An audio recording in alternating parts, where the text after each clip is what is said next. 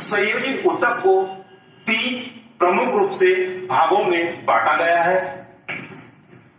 पहला है वास्तविक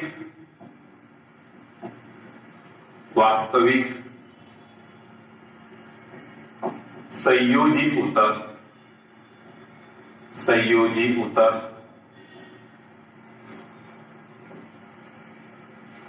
सेकेंड है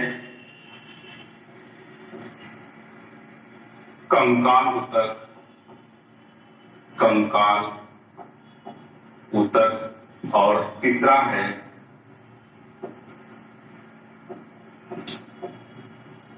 तरल ऊतक या इसको संवहन ऊतक भी कहते हैं। देखिए, वास्तविक संयोजी ऊतक, कंकाल ऊतक तथा तरल ऊतक। यहां पे आप एक चीज देखिए, जो वास्तविक संयोजी ऊतक है इसको वास्तविक क्यों कहा गया? कुछ तो इसमें ऐसी चीज होगी जिसके कारण यह वास्तविक इसको नाम दिया। तो इसमें वास्तव में जो जोड़ लगाने वाले लिगामेंट तथा जो टेंडान होते हैं वह वास्तविक संयोजी ऊतक के अंतर्गत आते हैं। जो स्नायु या जिसको हम लिगामेंट्स कहते हैं, यह 2 अस्थियों को आपस में मजबूती से जोड़ने का काम करता है, तथा जो टेंडान या उसको कंडारा कहते हैं, यह ऊतक अस्थि को पेशी से जोड़ने का काम करता है, मतलब वास्तविक रूप से यह जोड़ने का। जबकि ये जो ऊतक दिखाई दे रहे हैं, कंकाल ऊतक तथा तरल ऊतक या संवहन ऊतक, यह इसके अंतर्गत अस्थियां आती है।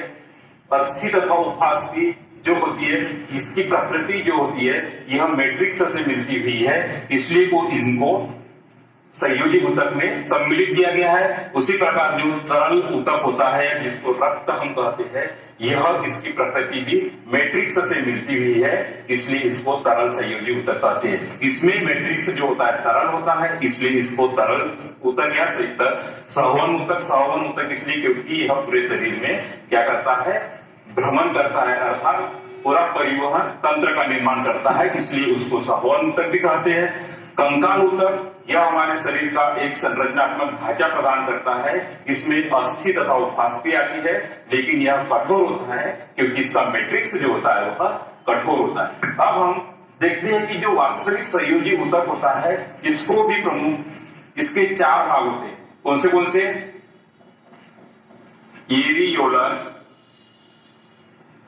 एरियोलर संयोजी ऊतक,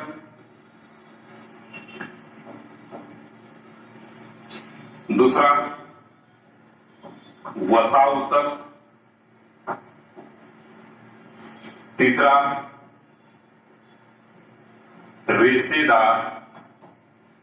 रेशेदार ऊतक और चौथा होता है जालवंत संयोजी ऊतक। ये 4 प्रकार के इसमें वास्तविक संयोजी ऊतक में इसके 4 प्रमुख प्रकार है। एरियोलर संयोजी ऊतक, वसा ऊतक या वसा संयोजी ऊतक, रेशेदार संयोजी ऊतक तथा जालवंत संयोजी ऊतक। सभी संयोजी का है ना, वसा भी क्या है, संयोजी ऊतक के अंतर्गत आता है, इसे वसा संयोजी ऊतक लिख देना। रेशेदार संयोजी ऊतक तथा जालवंत संयोजी ऊतक। हमें अब यहाँ पे एक एक करके, इसमें अस्थि तथा उपास्थि आती है, अस्थि एवं उपास्थि, इसको हम पढ़ेंगे। इसके बाद हम यहां पे रुधिर को पढ़ेंगे, ठीक है। तो इस प्रकार यह संयोजी ऊतक होता है। अब हम सबसे पहले यहाँ पे एरियल संयोजी ऊतक के बारे में सबसे पहले पढ़ेंगे, उसके बाद वसा संयोजी ऊतक, फिर रेशेदार संयोजी ऊतक और जालवंत संयोजी ऊतक। अब अगला ऊतक एरियोलर संयोजी ऊतक। यह ऊतक हमारे शरीर में बहुतायत में पाया जाने वाला ऊतक है, तथा इसके मैट्रिक्स में ये दिखाई दे रहा है लाल डॉट्स, ये क्या है, इसका मैट्रिक्स या आधार पदार्थ इसको कहते हैं। इसके आधार पदार्थ में इसमें कई प्रकार की कोशिकाएं पाई जाती है, जैसे इसमें प्लाज्मा कोशिका, हिस्टोसाइट, लिम्फोसाइट, मास्ट कोशिका, फाइब्रोब्लास्ट आदि ये कोशिकाएं होती है, तथा इसमें दो प्रमुख तंतु होते हैं, एक श्वेत तंतु तथा एक पीला तंतु। अब हम एक एक करके कोशिका तथा उसके कार्यों के बारे में यहाँ पे चर्चा करते हैं। सबसे पहले जो कोशिका है यह फाइब्रोब्लास्ट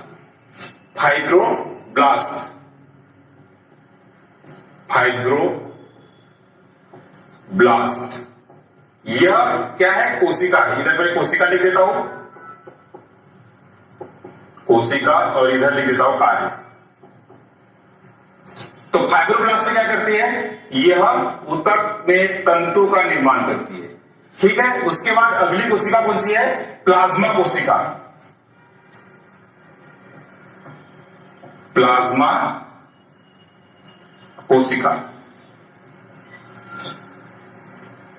कोशिका का क्या कार्य है? प्लाज्मा कोशिका यहां पे प्रतिजैविक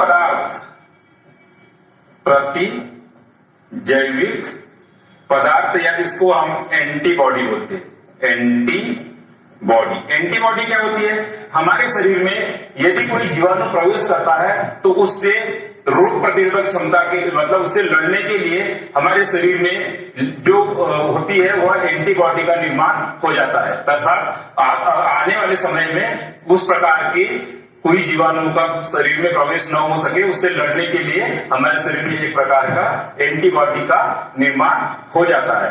तो यह इम्यून सिस्टम से संबंधित है, मतलब हमारे शरीर में जो प्रतिरक्षात्मक प्रणाली होती है इससे संबंधित है यह एंटीबॉडी।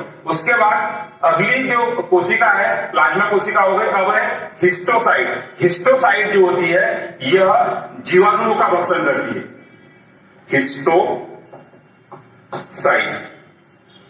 हिस्टोसाइट कोशिका जीवाणु का भक्षण करती है। हमारे शरीर में यदि कोई जीवाणु प्रवेश करता है तो क्या करती है? उसका भक्षण करती है।